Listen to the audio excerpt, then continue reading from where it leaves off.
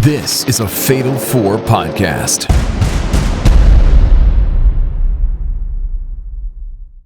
Now this is an incredibly important matchup for Ruka. She looks to rise in the ranks on Monday Night Raw. Becky catches her with a boot to the face. Finally, a little breathing room for the champ here, but... You said what? A little breathing room for the champ. And look at this! Oh, Becky Lynch just grabbed the official, threw her right into Sol Ruka. Sol Ruka just soul snatched the referee. Well, she didn't get all of it.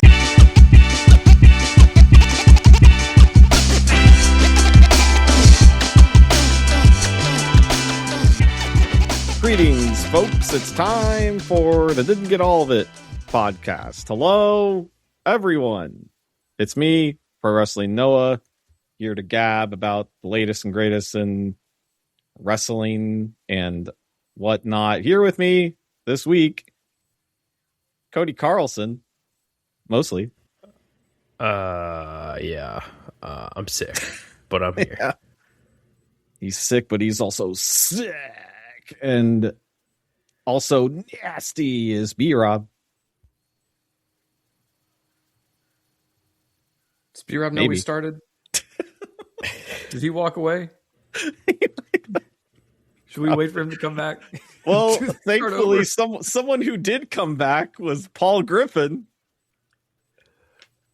Yeah, I'm also very sick. No, you're not. Stop it. I am so sick, guys. I can't host the podcast. My condition is not your costume. I'm so sick. I just want to open my trading cards and play with my toys, and I don't want to do the show. This is really taking away from my 007 game, guys. I also do. I've only put like 2 hours into that game. Dang, it's so good. Cody, did you buy it yet? No, I don't even have it. We have to bring the podcast back. Does anyone want to buy it for me? No. You're an adult with a job. That's fucked up. Yeah, but I'm sick. It's fucked up. Being an adult sucks. You don't get gifts for being sick. Well, folks, I'm happy to announce our new Patreon tier. Buy Cody First Light. Buy Cody some fucking SueDaFed. Or some Tussin. Some Tussin? What's SueDaFed? Something that you could use. We don't know drugs on this show. SueDaFed, isn't that what the shareholders are doing right now? Hey. Where's that button that they added to our stupid recording? But Tish is what I'll say. There it is. There we go. And then the laughing. So Say it again, Cody. Yes, yeah, do the joke again. Say it again for the fans. SueDaFed, isn't that what the shareholders are doing right now? Wow. Standing ovation. What will we do without sound effects for a podcast? So it says B-Rob's in the call. Yeah, he doesn't. And we were started. We were definitely talking to him. Okay, well, why did it suddenly get fucked when we hit record? B-Rob, just turn your video on and do the podcast with sign language. Yeah, we'll tell people what you're saying. He thinks I didn't mess with any of his shit. He thinks that whatever. He'll come back. We'll figure it out. Can we talk about the Mandolorian and Grogu? Anything else? Yeah. No. What's that like? They're in space. They're doing stuff up there. It was, man, that movie was not, there was some stuff that I did not expect, but also it was very much what I expected as far as Muscle the Hutt. Yeah, Rada the Hutt. Have any of you seen the classic at this point? Star Wars, The Clone Wars, the movie? No. What the fuck is that? It's the animated movie that came out before the animated TV show, The Clone Wars, came out. No. And this is the CGI animated one, not the 2D animated one. The freaks that I see online that are like, Clone Wars is actually the best. I have no interest in associating with those people. Well, Rada the Hutt first appeared in that as a baby, and now he's Brian Cage. Slug There's- Brian Cage. There's too many Star Wars. Yeah, but you don't have to watch all of them. Just too much. So, like, what happens in this movie? Does, like, Grogu make a wish that fucking Boba Fett has to love him or something? I forgot his name, and I'm like, that's close enough. No, it just, Mandalorians doing, spoilers, I guess. For Spoil it, because we didn't know what it was going to be about. He's got like, this is probably going to all be wrong, but he's doing jobs for the New Republic. Freaking, they're trying to get in good with the Hutts. This being like the two twin Hutts that are cousins with Jabba the Hutt, who I think at this point is dead because it takes place after Return of the Jedi. Yeah, he's dead. Yeah, and the Hutts have control over, trade routes or whatever, and so they're trying to. The New Republic are trying to get them to open up trade routes for them and not for the new this Empire. That riveting or Star Wars shit that people. Oh love. yeah. So the Mandalorian has to go get Rada the Hutt from where he's at, which is on like Noir planet in the fight pits, and bring him back to the Hutts so that the Hutts will like make a deal with the New Republic, and things get complicated. The best thing about this movie is the amount of puppets that are in it. I mean, Grogu, Baby Yoda, of course, little puppet guy. But then there's also, do you remember Babu Frick? Of course. It's the best thing in the fucking sequels. That's the only good thing about episode 9 is Babu Frick. That's not true. There's some cool shit in episode 9. It's just not a well put together film. Well, what if I told you there were 4 Babu Fricks in this movie? Somehow Babu Frick multiplied. And Probably they're all flying a tiny spaceship, and they're also hanging out. Commercial. Yeah, they're also hanging out with Baby Yoda, and when they're like walking around, because Baby Yoda doesn't talk, but the Babu Fricks do, and they're like, "Come on, baby," and it's pretty good. I have a question. As someone who has seen only the trailers and commercials, and I probably won't see it in theaters because I kind of want to go. Next time I go to the movies, I kind of want to see that new Spielberg movie. Yeah, because that looks fucking good. In the commercials or the trailers, they're like, this Baby Yoda could change the course of the galaxy forever. Is any of that acknowledged at all in the film?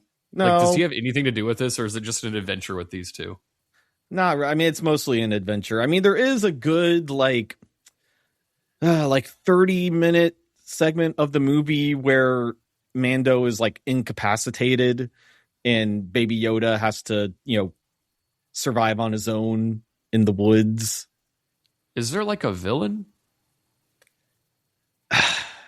There's what is this movie? There's a few antagonists. I mean, like the Hutts, but also the Hutts have a bounty hunter who shows up sometimes, but it is not really a presence that's felt throughout the movie.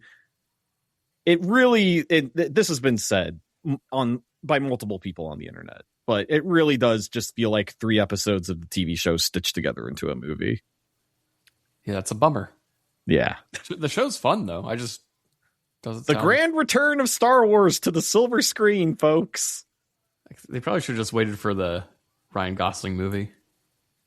That sounds fun. I am looking forward to that. Put this Baby Yoda shit out like 5 years ago when it was white hot. Are you saying they should have killed Baby Yoda, Fido? No, I'm saying that when people didn't know Grogu had a name, is when they probably should have made a movie about these 2 characters. You see where they fucked up is they should have called this the Baby Yoda movie instead of the Mandalorian and Grogu. I want to talk about another thing before we get into wrestling. This is a wrestling podcast for people who haven't heard this before. Unfortunately, you're going to have to deal with us bantering for a while. It's kind of the best part of the show, to be honest. I went on vacation last week, which is why I wasn't here. And you guys did a great show. And wow. Thanks.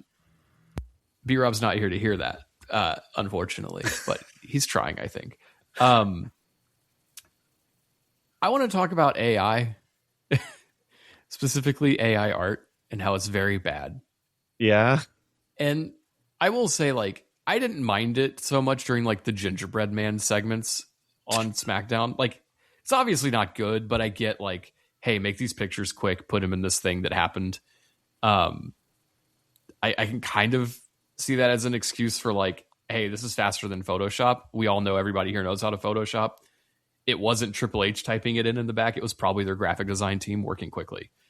What I don't like is when I go to a gas station and I walk inside to buy energy drink of choice, and there's a sign on the door talking about the hot dog and soda deal they have that is 100% AI generated, as if there's never been a photo of a hot dog.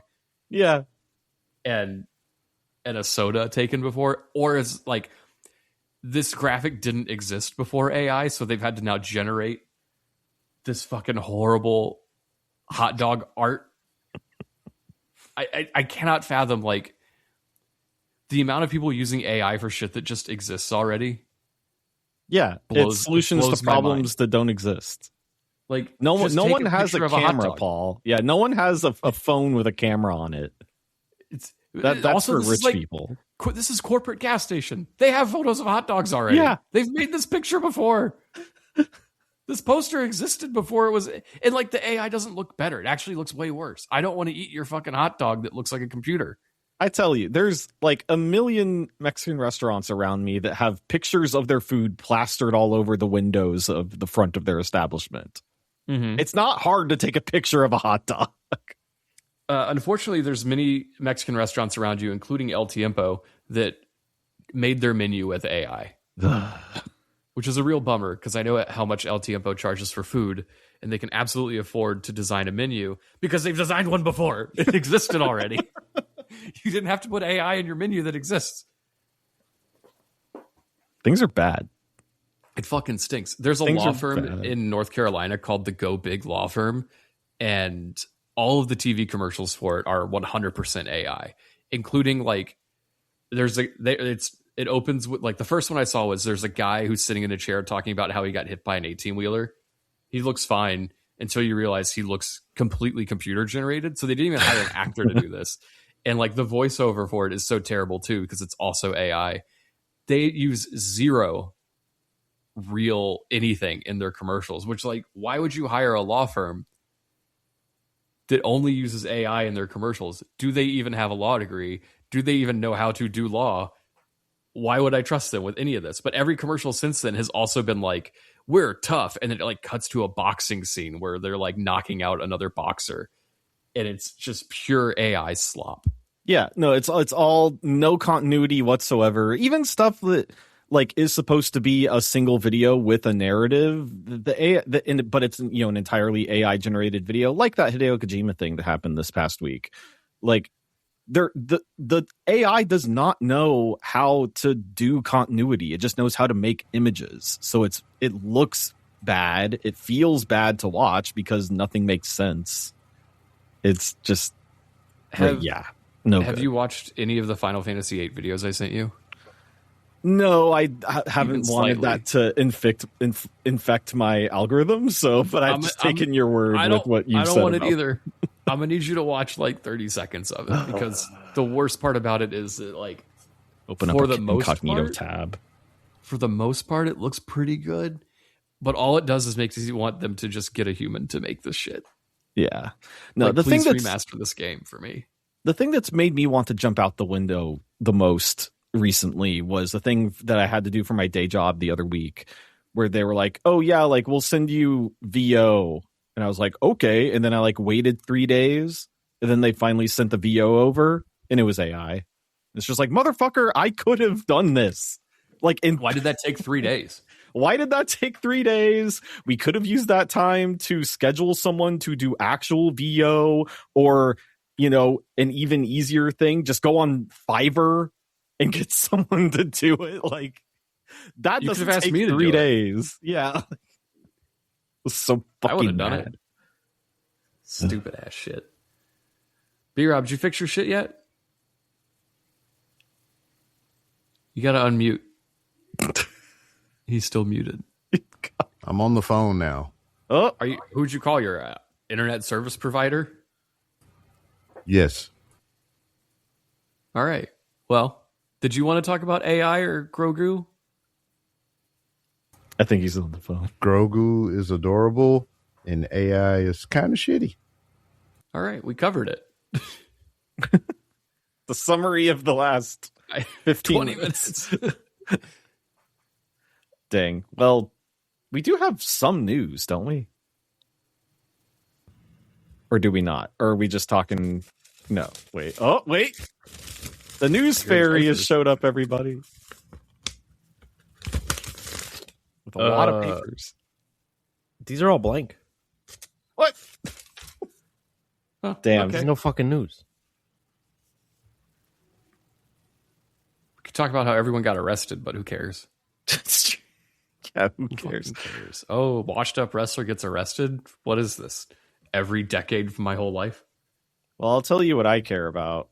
And that was this past weekend's wrestling event, AEW Double or Nothing. It was mostly a hoot. You there said are some mostly a hood. Mostly a yeah. Rod of the Hut was there. Mostly the Hut. Mostly a hoot. Moistly the Hut. Oh, someone, listeners, if you are so inclined with your talents, if you could provide us with fan art of Moistly the Hut, I would appreciate it. Let me just get on ChatGPT real quick. Stop. Now, I will preface this by saying I did not watch AEW Double or Nothing live. I was busy that night. Instead, I watched it. You watched it dead? Where's this? Hang on. No, you watched it dead?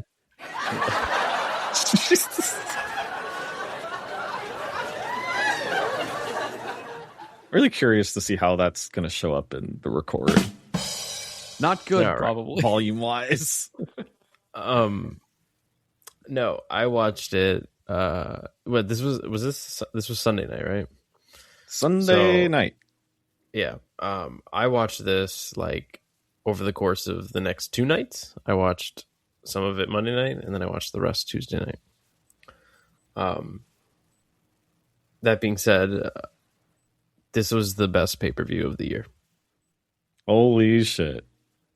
This So was not only good. best AEW pay-per-view, but best pay-per-view period. Best wrestling event. We're almost at the halfway point of the year. Best wrestling event of all of 2026. Damn. Now, if I had watched it live and sat there on my couch for 5 hours straight, would I have said the same thing? Probably not. Yeah, you saw it in the optimal viewing experience for your endurance. This was such a breath of fresh air compared to WWE's premium live events. The fact that there was just wrestling and pre-show or pre-match video packages and pre-match matches, angles and segments, and no bullshit, no ads. This was great. I loved this show. Well, what did you think of the opening contest of Cope and Cage versus FTR? Well, before I get to that, I do want to talk about. I'll admit I skipped most of the pre-show matches. Yeah, but I did watch the Mick Foley segment. That did happen beforehand. Absolutely excellent. Yeah, him talking to Darby, all that. Well, yeah, he was out there with Renee talking about how excited he was to be there, and then MJF interrupted him. And this segment, this was so perfect. This is exactly what you should be doing during your pre-show, because it hyped up the main event. It, sold that program, and could potentially make you want to buy the pay-per-view. Like, that should be the whole point of a pre-show. It reminded me of giving it away for Sunday free. night heats before a pay-per-view event. Right. This was great. Mick Foley was so good. Like, the best promo he's given in probably like a decade. I know his WWE appearances have been sporadic, but remember like the shit with the 24/7 title and stuff like that? He was like out to lunch at times, but this is the thing. He can perform a great promo, but what is yielded on the other side of that promo is what sucks. Well, so that's the thing is I think it was just the cuffs were off, right? Like Tony Khan probably just said, "Hey, go out there and sell this MJF Darby Allin match for me," and he was like, "Okay," and he put out a fucking amazing promo, as opposed to having some lunatic 70-year-old man tell him, "You gotta say entertainment and blah, blah, blah," like all these specific buzzwords and things. Like, or another 70-year-old man going out there going, "Woo, yeah, woo." He went out there and sold the shit out of that match. Took a nut shot, and Darby Allin came out. Like, it was a hot angle. It was cool. It got me hyped for the main event. It's exactly what that should do. So, kudos to all involved there. But then, yes, the show proper did start with the tag team title match. I usually don't like the ultra-violent stuff that AEW does. Mm-hmm. But I love this match. I thought it was really good. Wow. This angle has been going on for a long time, so it felt earned and deserved. Mm-hmm. Yeah, I was excited to see the belts leave FTR. And yeah, of course, this has been like the hoped outcome since these two have entered been the company here. Yeah. So that finally happened. I did not love the finish just because anything involving Spike I find to be silly in a way that is corny and not like fun silly. That's because you never saw Spike lead the Dudleys. When he was in charge, the boss Spike was really good. But also add that to the list of things I need to see on the Patreon. But also, oh yeah, should we tell people we're doing that? No, should it's we? Secret. Don't tell them yet. Should we announce the big Patreon special? Maybe multiple episodes that we're gonna do for the fans who love us so much that could give us $3 a month or $5 for this episode. Get bonus. Stick content around to and be the end part of the page. show. Let's tell them at the end of the show. Okay. Yeah. Give them a little hook. well, Hook wasn't on this card. But Spike Dudley was, right? That's what I heard. No, I thought it was a stupid fucking board with nails Yeah, but what was that wiggle back and forth. Yeah, I was just about to say what was extra Wiggly silly ass about nails. it, but they gimmicked the fuck out of it this time. Yeah. I also think it's very funny. Yeah, they shoved it into Dax Harwood's face. I also think it's very funny that like Beth showed up, and also like on the Tron it just says real big Beth. So we got Cage and Cope and Beth. Mm-hmm. They all got one word names. Yeah. BCC. The BCC. Yeah. Like, they won't let that feud go. I thought the fire spot was cool, although production kind of fucked up a little bit. Like, that's old hat for AEW. the angle was it just happened so quick, and I just feel like it wasn't shot as well as it could have been. I like that Stokely was the one that took it though, and he was on fire for a good minute. That is one of those things that they should have let linger for a second. Yeah, but it was like it's fire. It hurts. You don't want to linger on that. I wonder if there's like some like athletic commission rule in New York that was like you can't leave that shit burning. Yeah, and then it depends on the proof of the igniter. So like a lot of the times they might use isopropyl alcohol. If they use a high grade of isopropyl, I believe it'll burn out quickly. But if they use a lower grade, it will stay lit longer. So for safety reasons, they use the higher grade. Or I could have that in reverse. But either or. I like putting the higher grade stuff in my martinis. Yes. Excellent choice. They work better. Wow. But yeah, Cope and Cage are tag champs, which is cool. I think. Copey Cage. It's fun. It's different. I'm enjoying their dynamic. We'll talk about it more later when we talk about Dynamite, but I like this. Then we had Konosuke Takeshita versus Okada. These guys wrestled. These guys went for it. Mm-hmm. This was fucking awesome. They did a lot of things. This definitely is going on my match of the year list. And you too can place it on our match of the year list by joining our Patreon and be a part of the Discord where we have exclusive lists and stuff like this for our best match of the year. That's right. I also forgot that this is Takeshita's second international championship grab. Yep. I forgot that he had done that before. Also, Takeshita is a double champion. He is also New Japan's television champion currently.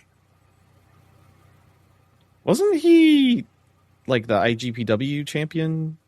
Yes, he was. He was the IWGP World Heavyweight Champion, and he was also the IWGP isn't a part of that one, but he was the Never Openweight Champion. So he is a multiple-time champion of that company. Dang, he's still that he only has a year contract with. Yeah, he's great. This was really good. I actually liked Don Callis's involvement too, in the role he played. You know, he got up from commentary and stopped Okada from killing Takeshita. But he didn't do it on the other way. And then Takeshita did it, which I thought was like a cool moment. But then, based on the way it ended, I felt like that should have been like reversed almost. Yeah, you know what I mean. Like he should have stopped Takeshita from Okada. Yeah, and then let Okada slide. Right. Yeah. Mm-hmm. But maybe that was done, intentionally as a way to like. Yeah, kind of swerve us. Yeah. But yeah, no, these guys just went out there and they just had a banger of a match. It was really, really good. And then the post-match stuff, I also thought was excellent. Kyle Fletcher returned. Mm-hmm. And big happy about that. I was so excited, and then I was so sad. Mm-hmm. Well, so he comes out and kind of fends off the Don Callis family and celebrates with Takeshita. And this is such a classic pro wrestling trope, right? Yeah. I hold my breath every time because I'm waiting for it. Well, so here's the thing. Like, me too, usually, but this one actually blindsided me. Like, just like kudos Kyle to Kyle did Fletcher. I don't know why, but just the way he performed here was like super smooth. He like held up his arm, he hugged him, and just gave a seamless like transition of a hug to a clothesline. It happened so quick that I really didn't see it coming. He's really smooth with that, and I think there's also like in the air, people are wanting a like face run from him because like he's been heel for so long, but he's so over that I think people are yearning for babyface Kyle. Mm-hmm. So like there was the hope that Prokeshta. Yeah, Prokeshta would happen. But he didn't give it to us. Yeah, right. Because that's such an easy face turn that happens a lot in wrestling, where someone just gets injured and they come back a face because anniversary. And if anybody needs to separate from the Don Callis family, it is Takeshita and it is Kyle Fletcher. So that's what kind of made it, the betrayal. So like, because these two need to go, but obviously one's going to stay. Yeah, really good stuff. And then the hits kept coming. The opening of the women's Owen Hart tournament, Athena and Mina. Mina. Ain't no Athena than Mina. A pretty simple match as far as like layout and stuff, but I thought these two killed it also. This was really good. Yeah. Classic wrestling story of, working over a body part and good selling and some really unique offense. Like there was at one point Mina lifted Athena in like an electric chair. Mm-hmm. And then just like spun her and threw her down onto her knee because she had been working the leg the whole time. And I just thought that was really unique. Instead of it being like a back bump or whatever, it was like a knee bump. And what was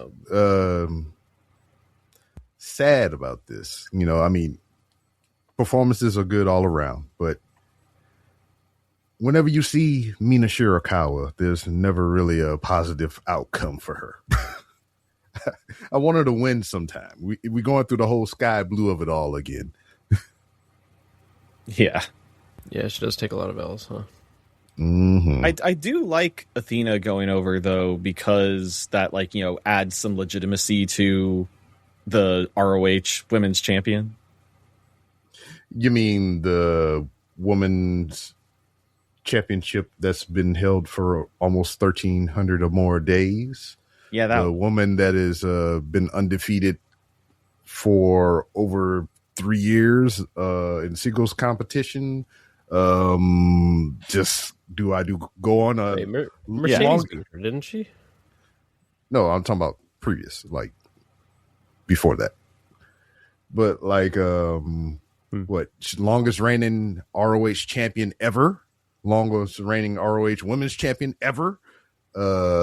Just if she keeps going, if they keep this to go, she'll overtake Roman's modern era reign.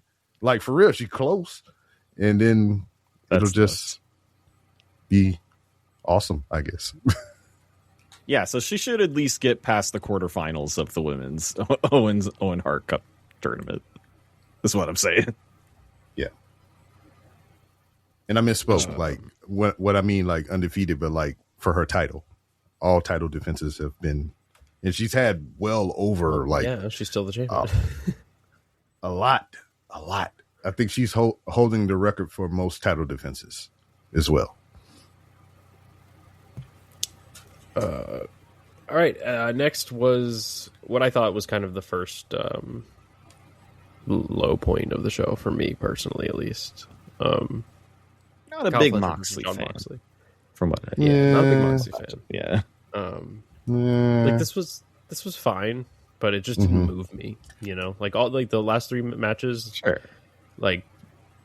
Struck me in some way. This one just never got me. And on top of that, JR, man. Yeah. But oh boy. I think it's time to hang it up. Yeah. Mm-hmm. Put that Stetson on the shelf there, buddy. He could not, for the life of him, remember Kyle Fletcher's name. Kyle O'Reilly, sorry.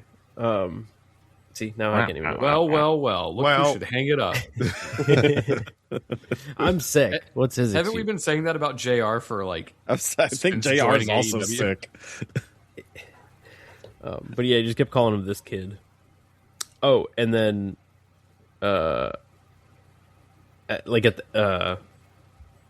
during the finish, he was like, "We got a new champ." Yeah. Nope. No, we don't. John Moxley is still the champion. Had it for a while. It's Since just what? the December? WWE game. Sometimes Right? you win the title at the end. He's just glitching. Oh, and then in post match, he was like, "And the Death Riders didn't get involved." And it's like, yeah, that was the whole point of the. That's the stipulation with the Continental title. That's, yeah. No one's allowed. Dims the rules. Anyway, yeah. Again, not necessarily a bad match. Just Yeah. I would say probably my least favorite on the show. Just didn't really do anything for me. Well, the first match in B-Rob's bathroom schedule for this event Yep. was. Did you really not watch this match? Which one was it? Will Ospreay versus Samoa Joe. No. I actually Zone. watched this one. I watched this one, but I didn't give it my full attention. So I half watched it because I only wanted to care about half of the goddamn match. Yeah. It's insane. This was also very, very good. The only thing I'll give Joe is the walk away on the Oscar. On the cutter, yeah. Other than that, he kick good. rocks. That I love the Samoa Joe walk away spot. Always have. That might have been one of the best. Doing it on the cutter was so quick because there's usually a lot of lead up to it, right? You see the guy on top of the turnbuckle and you're like, oh, here it comes. But this one really came out of nowhere. Yeah, so good. These two worked really. Is this the first time they've ever wrestled? I can't. I don't think so. Okay, but I don't know. This was great. They worked really well together. I liked Will's character. He's going through the whole thing with the Death Riders, and he showed like a more vicious side in this match. Like he came out swinging. I liked that. But what's crazy about the whole thing is like when he first hit this company, you know, hottest of the hottest baby faces or whatever. But I was saying it for so fucking long that this dude, when he goes heel, is hard because that's what I'm used to, and that's what I saw. Majority of, well, not the majority, but a good majority of the back half of his career in New Japan. He was a bad guy. He was a heel. He was a merciless motherfucker. Hell, he fucking dropped his wife when she was in the company, or his fiance at the time or whatever. He's like, in the promo, this is someone that I love. What do you think I'll do to somebody I hate? It was fucking glorious. And now we just got Happy Smiley Will with glimpses of being a bad guy that, you know, no one's ever saw, but like I know, and I'm just sitting here waiting like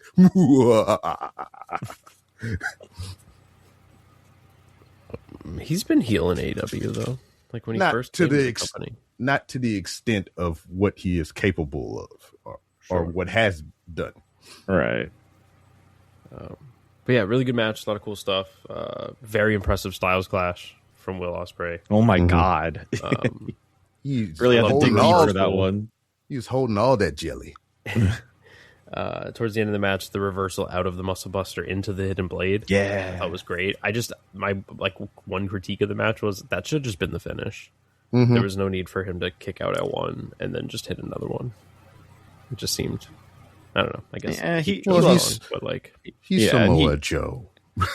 And Will loves doing the rapid fire hidden blades at the end of matches. Mm-hmm. And very good. I know, very good. Yeah, and we'll get there. And now this motherfucker's gone. Yeah, he's got to go drive the ice cream truck. You should have stayed gone, you fuck. Anyway, next. Anyway, women's world title 4-way match. Wow, you got loud. This was a part of my bathroom break as well. Yeah, probably like the second worst match on the show. But again, this wasn't bad either. I thought Thekla got carried to a good match because they should have given it to Hater. Or literally anyone in that match.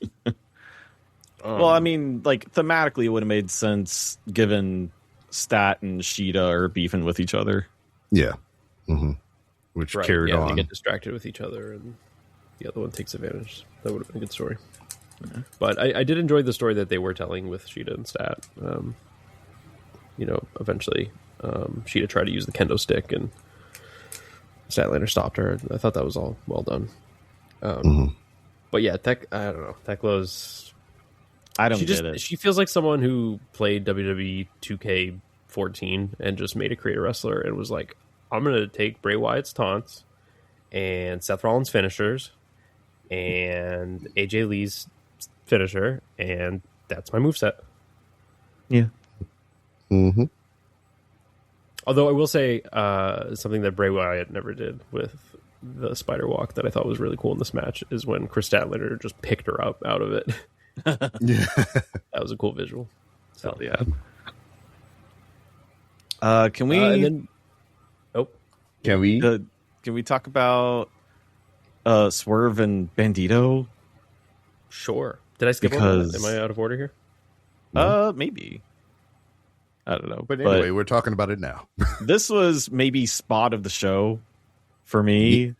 Yeah. The like leap on the shoulder stand. Bandito's shoulders into the house call. I don't even think nuts. That was nuts, but that wasn't the spot of the match.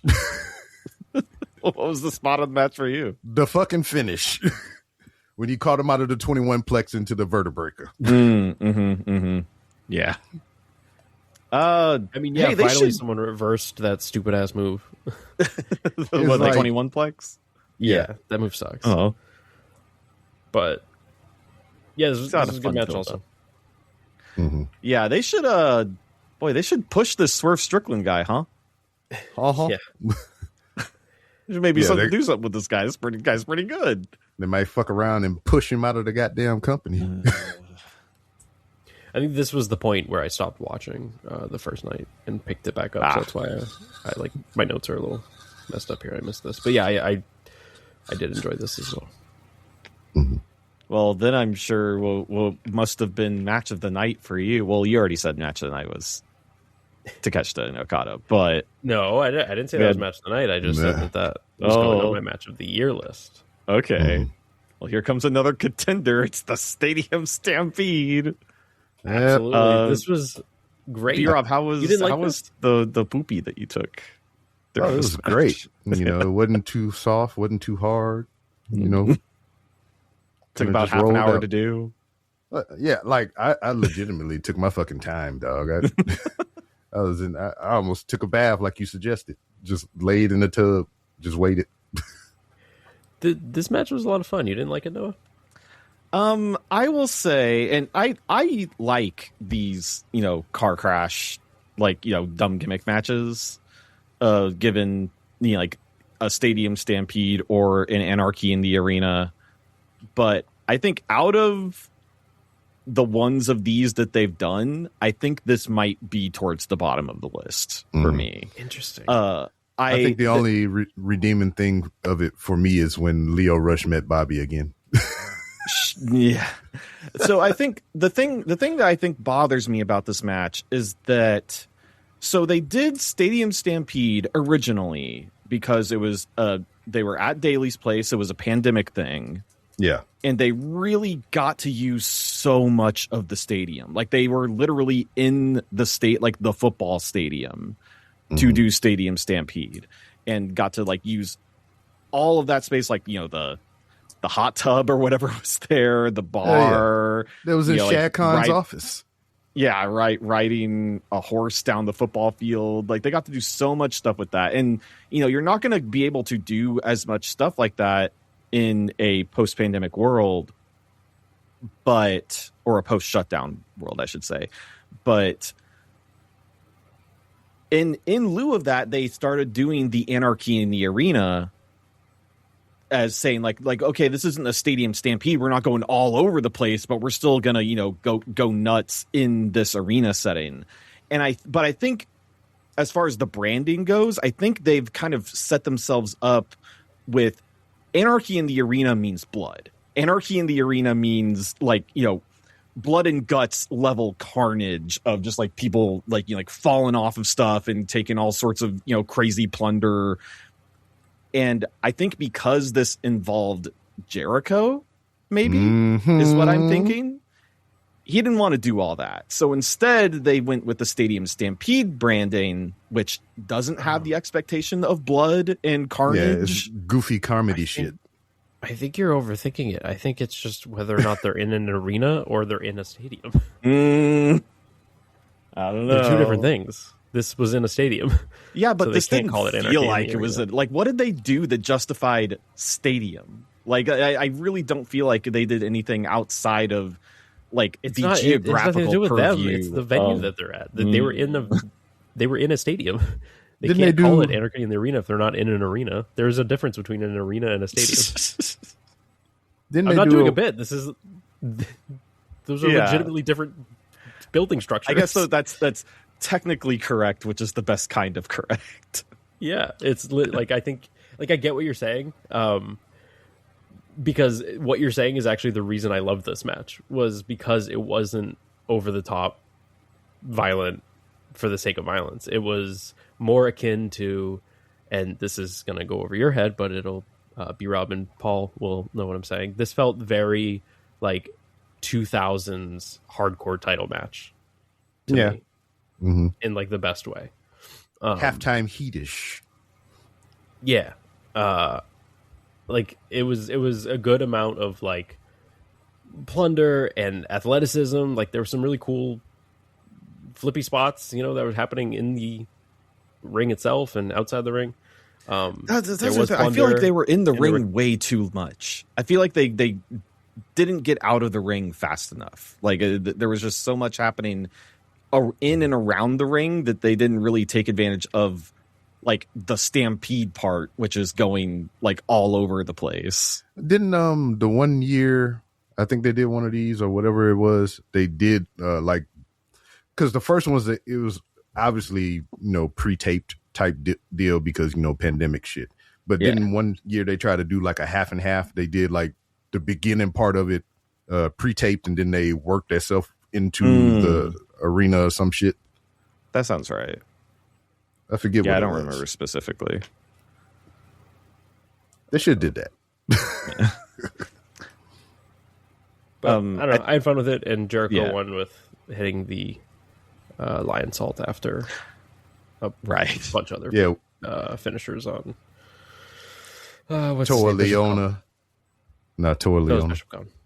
It was? Khan took the the fall. I will say, I think my favorite part of this match, though, was when Mark Davis almost got hit by a bus. That was very fun. Did you see the the other footage of that? Like the sky cam of the bus going into the cart and all that I don't think so, no. I only saw the one angle. I tried to send it to you. The Jericho and Ricochet in the tennis training area I thought was really dumb. If you're going to get a tennis bracket that big, you got to have it go over the other person's head. I'm sorry. If it's going to be Looney Tunes, you got to commit. Yeah, that I will agree with you on that. That was like the weakest part of the match for me. It was it definitely felt like, wouldn't it be great if, and then they didn't practice it and they just went up there and did that. It just came off really bad, like the tennis ball shooter thing, the whatever you call that machine. It was very silly because it's like, Ricochet, just move. Stop standing there and you won't get hit with tennis balls. And then Jericho went to go take advantage, and then he also was just getting pelted by tennis balls. Stupid. Oh well, silly stuff. And then it was time for the main event, which now I will say was the match of the night. That's nuts. I mean, yes, it was a very good match, but that's surprising coming from you, I think. I just given your recent opinions on MJF, I think is where I'm getting that from. Yeah, but Darby Allin is just so fucking good, and when MJF is good, he's great. That motherfucker Darby almost died though. Dude, in the first 90 seconds, that suicide dive, getting clipped on his ankles, and then pretty much falling on his damn head. Mm-hmm. He tucked so fucking hard. Yeah, I screamed a scrumped I'd never screamed before. That was, I thought he died. I was like, oh my god. I'm watching this on Tuesday. How have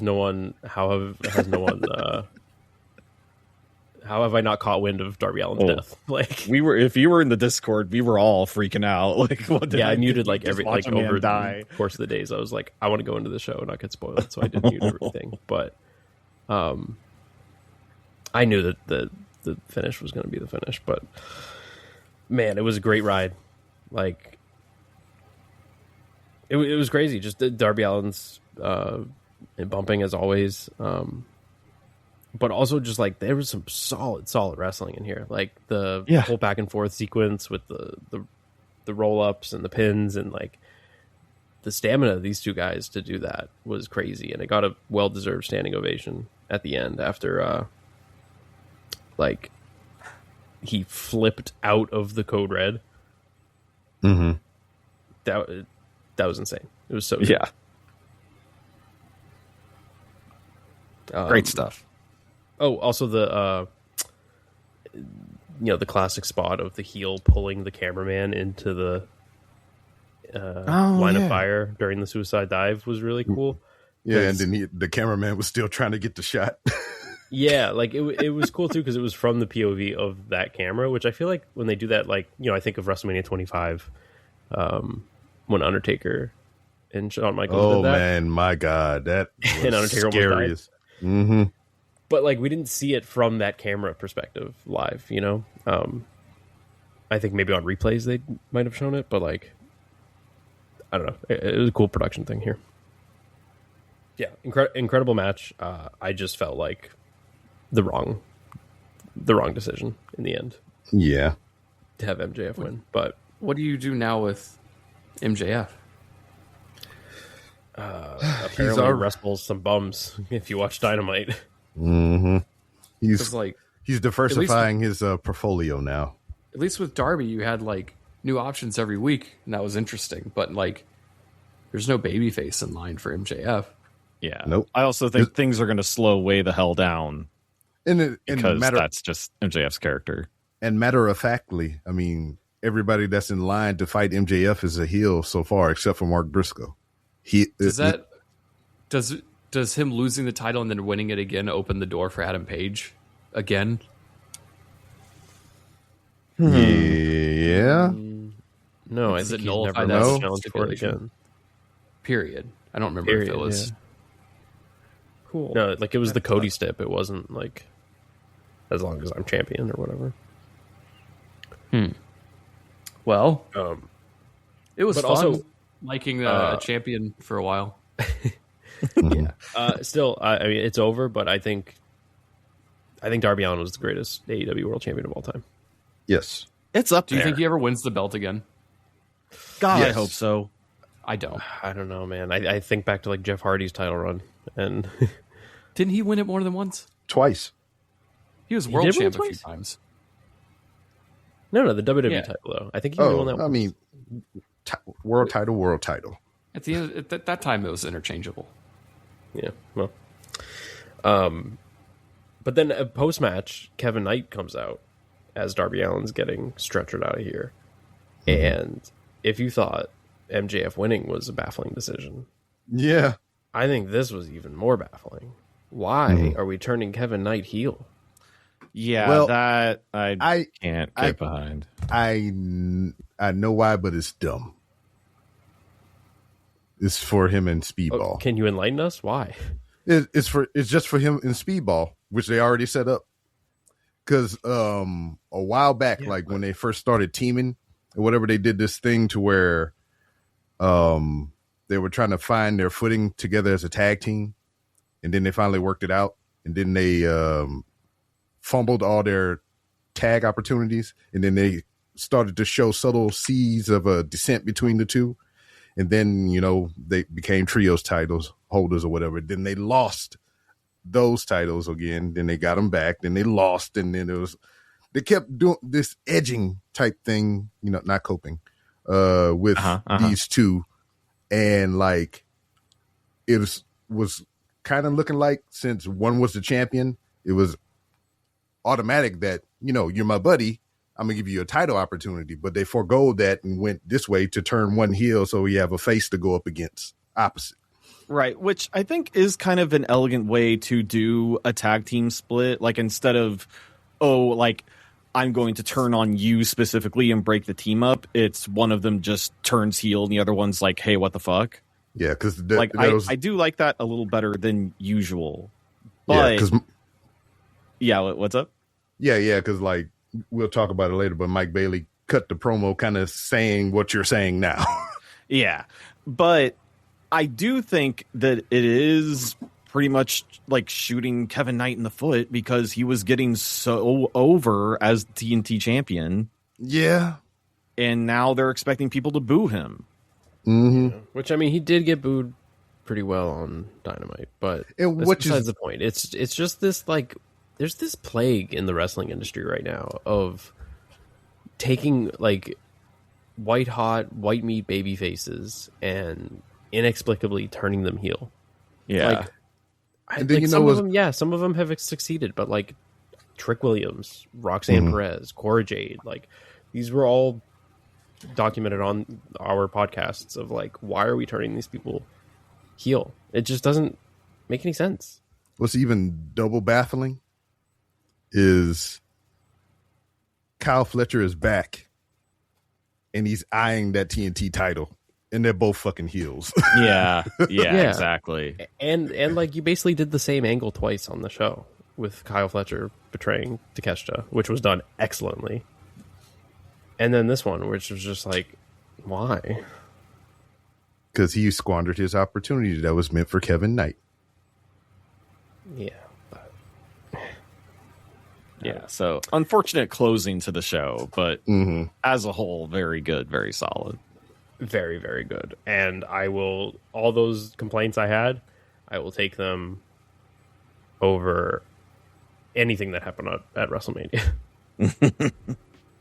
As far as, all the bullshit and filler that we didn't have to put up with on this show. Right. Well, a fun couple days I spent watching this. Yeah, the optimum way to watch. Well, why don't we take a break real quick, and when we come back, we will talk about some of the fallout of the best wrestling pay-per-view of the year. And we're back to light the fuse, bring the boom. Diarrhea. Paul's eating some wings. Dynamite. The 3-hour event with an extra hour collision on the back end. So the way you just said that, it makes it sound like it's 4 hours then. Nah. You said 3-hour Dynamite with a extra hour collision on the end. It's a 3-hour special. Both combined. The crowd didn't like what Kevin Knight did on Double or Nothing. Surprise. Yeah, this was a very out generic there that is heel promo. Yeah, he insulted local sports team. Great way to get some heat. But And then, yeah, pretty standard. Nothing really jumped out at me as far as just like, he just explained why he did what he did. And like, then like we got some stuff later in the show with Mike Bailey, which was like the more interesting part of this. yeah, that's where they fell out and they led it to a match. Yeah. So Is that enemies, next week, I think, right? I believe. Now friends are enemies. And Roosh. He's challenging for the title. Yeah. MJF accepted it. He actually told Roosh that he was going to give him the match. MJF had his celebration because he is one of 8 pro wrestlers to win a world title Three times under 30. Yeah, by the age of 30. So he had this big old celebration, and it was interrupted by Mark Briscoe, who pulled down his flag. I don't know, man. Mark Briscoe, he's like okay, but like, really, like this is the follow up. This is. Yeah, well, also what we're doing. What was kind of funny about it to me is just like they did this hype promo package for Mark Briscoe right before Mark Briscoe came out. Yeah. But this is also, I mean, it's following up on like before MJF's, big, downfall with the title. He had, that match with Mark Briscoe where Mark Briscoe beat him. Yeah, twice. Twice. So MJF's got some unfinished business with Briscoe. So I like this. This makes sense. But it is the kind of thing, right, where, Briscoe came out and was like, let's have a match. And MJF was like, next week. And it's like, oh, okay. So, yeah, they were definitely past the every week title defense of Darby's title reign. We're going to have to wait for some stuff here. Because they're going to have to dust off a whole crop of new people, right? So Roosh and whoever else. Kevin Knight, maybe. Depending on how it goes with him and Speedball. Why are we doing with this with Roosh? He stinks. They want to do something with him. I don't know why. Yeah, very much not for Cody. My favorite part of the show was when it was over. Chris Jericho versus Ricochet. You love this angle. I do. This is great. This is a good match. I liked it. Very simple. It worked. Good storytelling. Working over the leg. I appreciated that during Jericho's entrance, they showed a replay from the pay-per-view to show when and where Jericho hurt his leg. When he just jumped through the table for no reason at the end?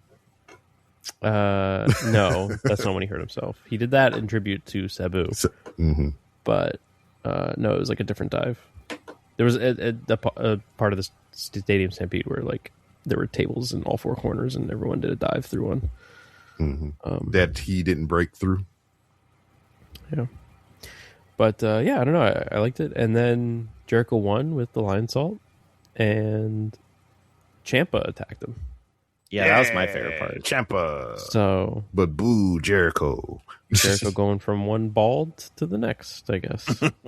I guess this is his arc now. He's going to fight all the bald people. Yeah. I guess that is the angle. I want to talk. Well, hang on. There was Owen Hart tournament match. Claudio and Brody, they killed it. Just had to get that out there. And Great each other. match. And each other. But the thing I really want to talk about is this Cope and Cage segment that I thought was really fun because they wanted to do the 5-second pose, and Cope had a sack of disposable cameras to give to the crowd so they could have genuine flash photography. I thought that was fun. That really got a kick out of me. I was surprised they didn't deliver on it. Like after all that. Oh yeah, they got the interrupted. dogs beat them up. Yeah. And You got to save it up. Did a pose. Surely they have to do it after beating the dogs. You got to save it up. Anticipation, my good friend. It's got to happen. I wonder how much those cameras going to go for. They can't keep coping me. I agree. This was good. I really enjoyed this dynamic. It's a really fresh way of doing a couple things. It's not just a nostalgia act, and it's also kind of a fresh take on the whole like reluctant partners thing, where like Christian is basically still playing the heel in this. I don't know. I'm enjoying the dynamic. I'm glad they're champs. The dogs is an interesting first choice, but I imagine the Young Bucks will get involved somehow, and I'm sure we're gonna get a TLC at All In. So is them the Bucks and who? FTR?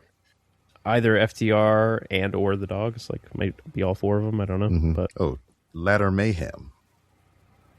Sure, they could. Are they not allowed to use TLC? Does WWE own TLC? More than likely. I'm not sure. Okay. Then they should call theirs Destiny's Child. And before we wrap up, we can find another R&B group. We'll come back to that. Before we wrap up Dynamite Talk, I did want to mention the main event of the Dynamite segment of this 3-hour, shebang, which like I feel like not a ton happened in Collision that's really worth talking about, but the national championship match, or it was a rematch tournament, but it was within the Owen Hart tournament. Yes, that's right. But Mark Davis, the national champion, had a rematch with Jungle Jack Perry, and I really liked this match. It was like really hard hitting. These guys killed each other. Specifically, Mark Davis like brain busting Jungle Jack Perry out of his shoes. Yeah, that shit was nuts. Literally. That was a cool visual. And then he wrestled the whole match, the rest of the match barefoot, barefoot, which I thought was really smart. Well, yeah, because like what sucked about it, they didn't show a replay or anything. I mean, I guess you wouldn't, but that happened. They went to a commercial break, and in the picture-in-picture, you see Mark Davis taking his other shoe off and his socks off of him and beating the shit out of his ankles. Good stuff. Good match. But I think that's pretty much it for the Dynamite talk this week. Why don't we, or I guess the AEW talk? Why don't we take a quick break and we'll talk about some Mexican wrestling and also some Italian wrestling. Dang, we're getting all the best restaurant foods. Can we talk about Chinese wrestling? No.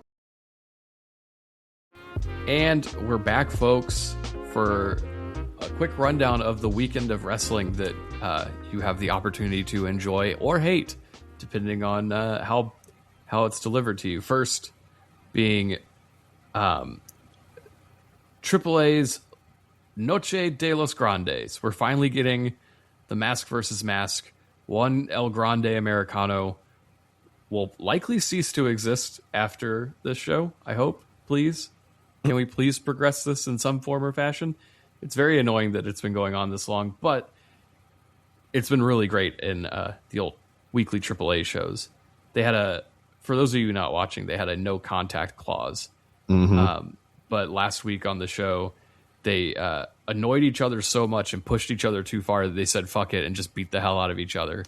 And Rey Mysterio, who became the general manager, is like, hang on, you're not fucking up my first night as general manager. This match is still on. Who cares? And, it was great. Yeah, because I believe really good. I believe OG and his crew was threatening his girlfriend or something like that, which kind of provoked the fight. My understanding is that they got current El Grande Americano's girlfriend fired from AAA. Yeah. And OG El Grande had her face on a shirt after classic recruit. Current El Grande called him or said he would always be a shorty.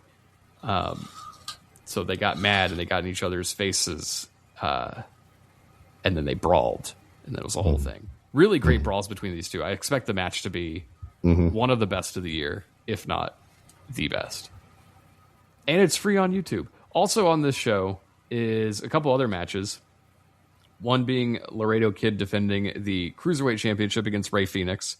Yeah, they're running that back because Laredo Kid turned heel during the match, and it's like, oh no, so we're gonna fight again. Yeah. Pagano and Psycho Clown will defend the tag team championships against the War Raiders, and Pagano and Psycho Clown have like heat with each other. Tag teams that can't coexist. And Viking rules? No, it's just a match. Oh. War Raiders still having jobs and wrestling is cool, though. I was reminded by myself thinking about it the other day, but do you guys remember when Ivar was around and they just made him like the super violent singles guy? Yes. Oh, yeah. Yeah, because the other one got hurt. Time where it was like, oh, this week Ivar's going to face Ludwig Kaiser, and you're like, I will be seated for this. I hope they can get back to that because War Raiders are great. And then also for the Latin American Championship, El Hijo de Dr. Wagner Jr. will take on El Hijo del Vikingo. That's it. That'll probably be all right. But yeah, AAA's got a good show lined up this weekend. If you haven't watched it, I highly recommend it. It is a great thing to just throw on a Saturday night when you're like, I'm sitting at home. There's wrestling on. Yeah, it scratches that itch right after the Collision. Or like, I think they cross-sect, don't they? Like, I think sometimes you can be watching Collision and say, ooh, I'd like to watch some good wrestling, and you can flip over to AAA.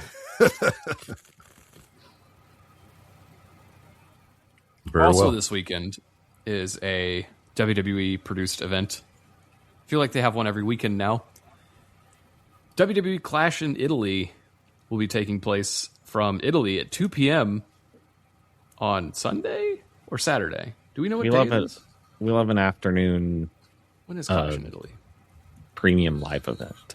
I think it's at 2 p.m. Hang on. This is important information. Clash in Italy will take place on May 31st, which is Sunday.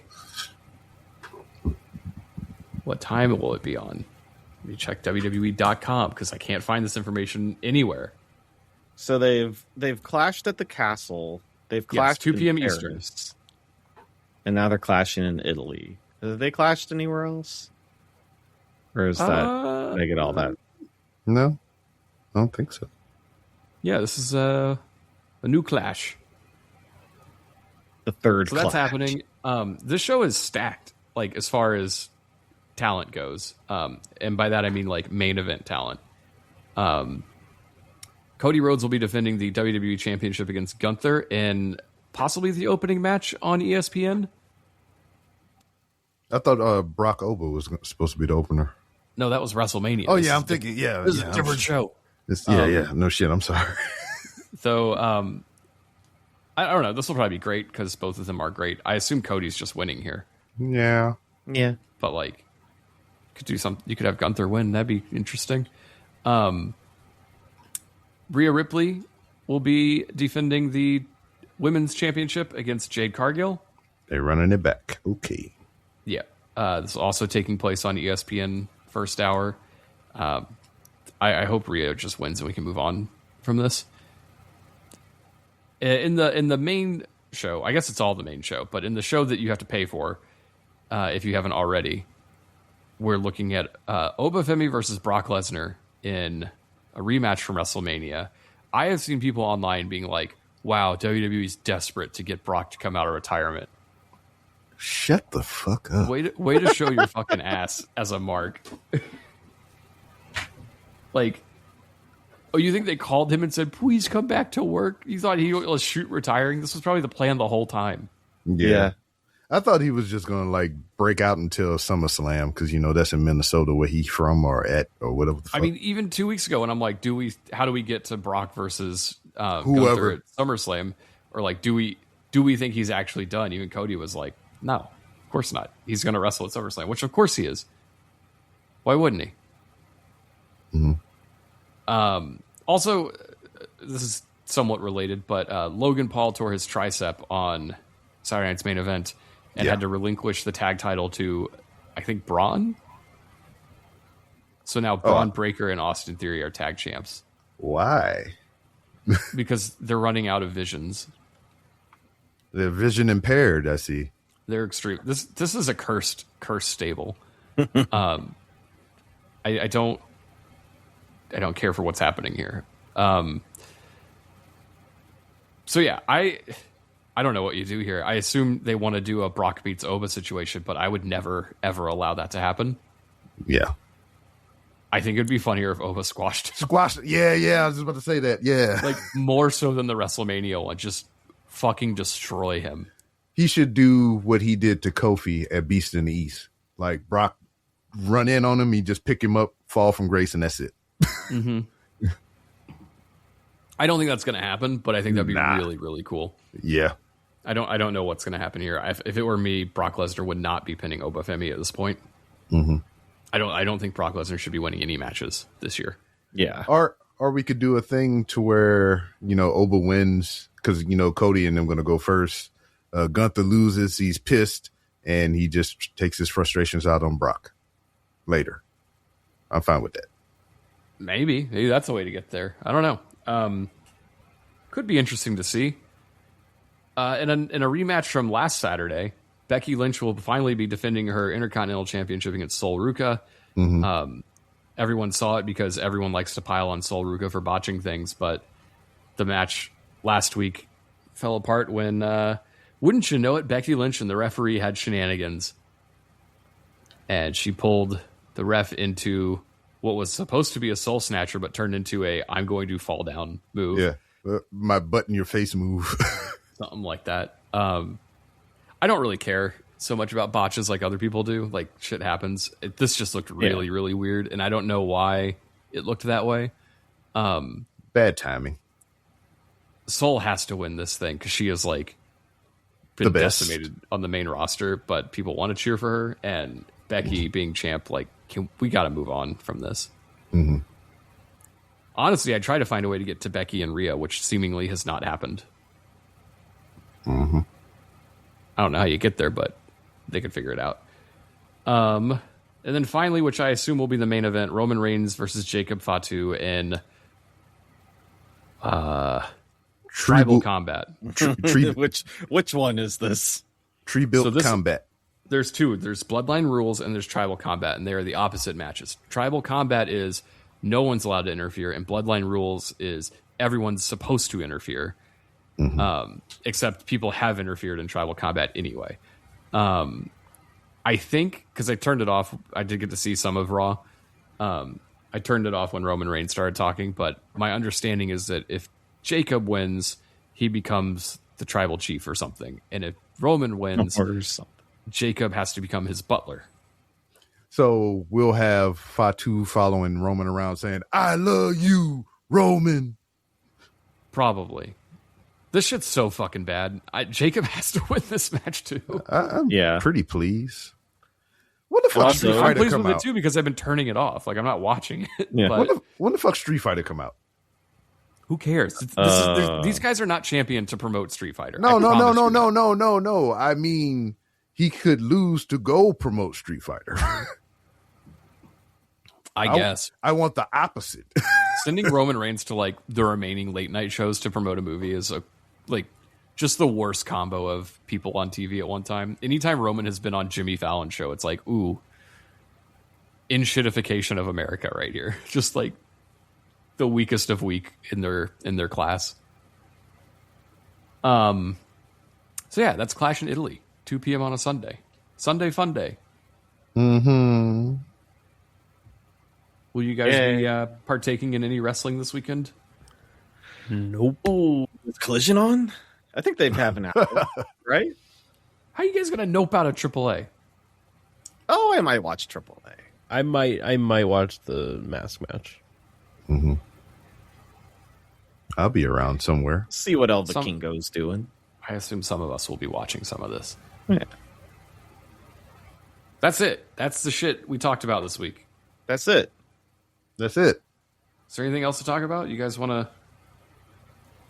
Should we tell people about that show we're going to do? Probably. Sure.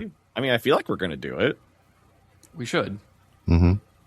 We're calling it Pro Wrestling Noah's Blind Spots. It's a good thing. Because there's so much stuff that he hasn't seen. So we're all going to bring stuff to the table for him to watch, and he's going to talk about it with us. Mm-hmm. So, like... Yeah. Many times... Are we gonna whip out the dicks? Probably. Mm-hmm. We will probably show him dicks. Yeah, stuff like that happens on the show and off the show that Who are are just the two bald twins? Not the Basham brothers, but the fat ones. Gemini. The Gemini. Gemini. Yeah, they're like So if many you put the Basham brothers in Yeah. the Danhausen machine. Oh, You need boy. to naked Midian. Even, you know what? Honestly, that would even be new to me. Noah, do you know who the Basham brothers are? I don't. Okay, this is I how don't the know show's who that going to go, is. kind of. Yeah. It'll probably be a thing where it's like, do you know who this is? And then we'll pause to watch it together, and then we'll come back and talk about it. The Basham brothers were debuted. They were these bald twins. They did twin magic, of course. Twin but magic? Yeah, twin magic is when the twins... Oh, he doesn't even know what that is. if there's twin wrestlers, one slips under the ring and the other one comes out, and the ref doesn't know that it's the well rested one. The Bella twins used to do it all the time. Yeah, or like a doink. I've seen a doink. Doink does twin it's not, magic. It's not called a doink. When the Bella twins do it, they don't say it. They just I doink. call it a doink. They did a doink. The Basham brothers would do this, but also the Basham brothers had. Was she the winner of Tough Enough or the loser? She was the loser of Tough Enough. Her name was Shaniqua. Yeah. And she was just a tall, muscled lady, and I'll let you guess what her skin color was based on the stereotypical name that was given to her at the time. And she was their dominatrix. And she would whip them so they would win matches. And when did you say this was? 2004, 3? And then they became JBL's minions.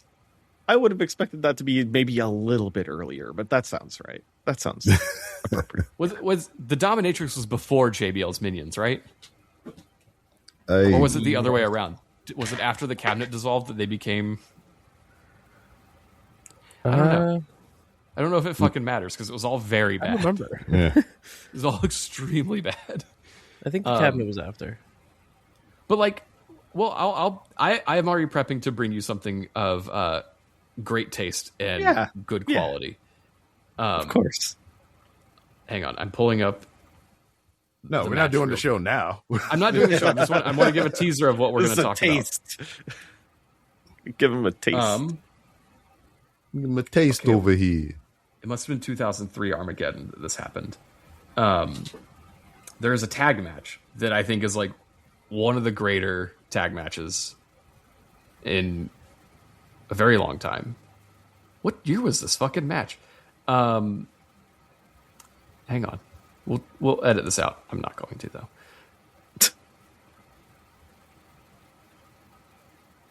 Okay, well, there was a fucking show that had a random, unannounced 4-way tag team match. Maybe it was ECW December to Dismember. Where they had this like card and it kind of stunk, and they're like, actually, this card's gonna be really good now.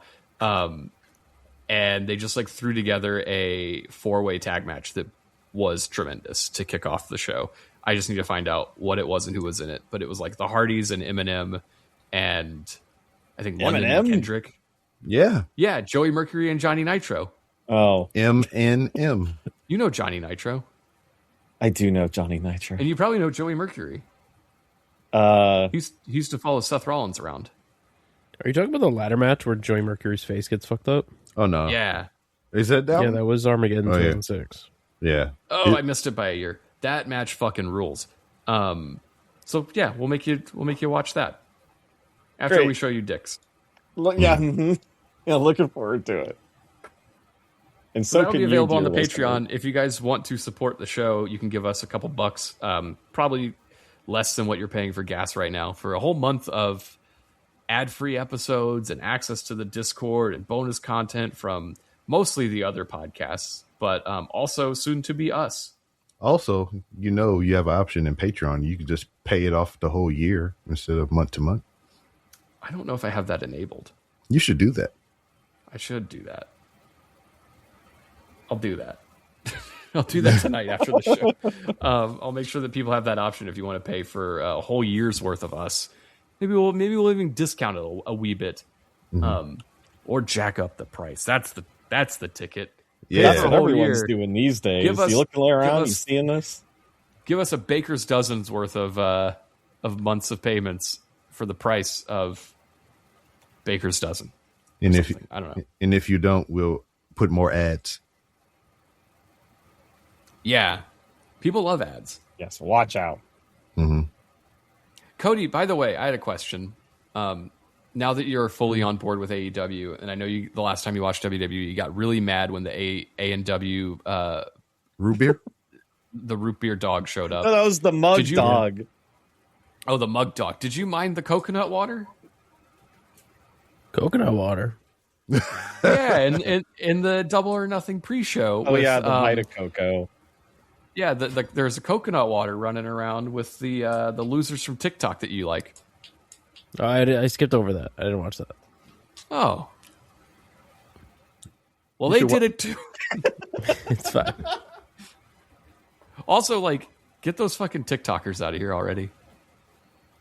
I don't mean the good ones like I Show Speed. I mean, like, the Boom Kid. I Show the Speed weird ain't a dad who's not his TikToker. dad. He's a Twitcher. That's his For a dad. What are kicker? you talking about? I don't know. No, one of them's not his dad. What are you talking about?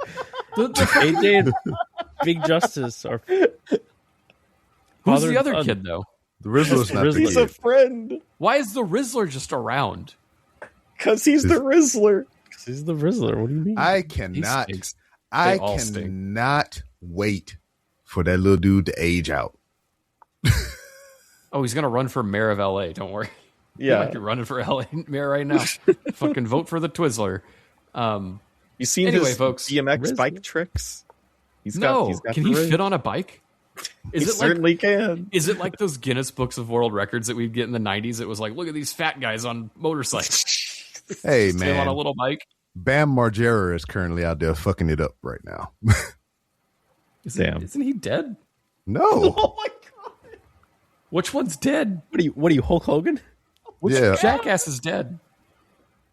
Surprisingly, only the one. Bam? No, Bam is still alive. I just said that. Who's the dead Jackass? The dead one. The one that's No not one Bam. Put that in a tweet. Who's the dead jackass? And see what I people would if I reply. ever tweeted what I don't have a Twitter, so You gotta skeet it. I'm doing it right now. Yeah, go skeet that. I don't know who the dead Jackass is. Oh, never mind. I'm not logged in. Fuck it. All right. Anyway, the Japanese boys want us to leave so they can do a podcast, which you can listen to on the Patreon. These guys don't stop podcasting. They love it. They don't.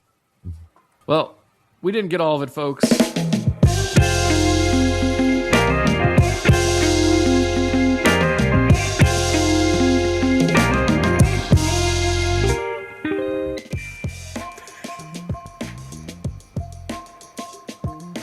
that the end of the show?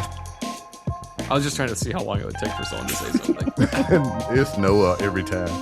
We'll try again next week.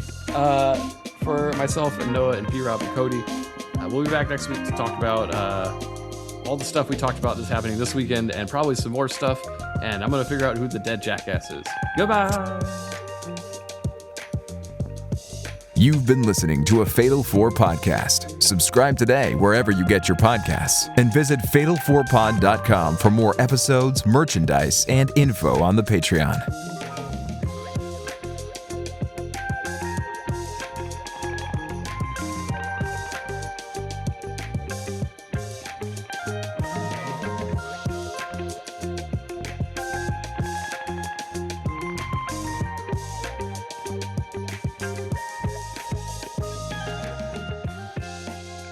All right.